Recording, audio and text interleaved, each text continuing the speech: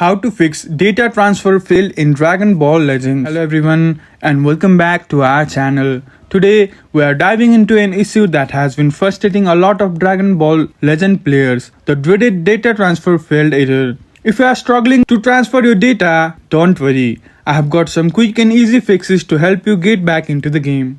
Alright, before we dive into the fixes, let's quickly understand why this issue happens. Data transfer fails usually due to a few main reasons: poor internet connection, incorrect account details, or server issues from Dragon Ball Legends. So here's what you can try if you are facing this error. First, check your internet connection. Make sure you have a strong and stable internet connection. Data transfer requires a solid network, so if you are on mobile data, try switching to Wi-Fi.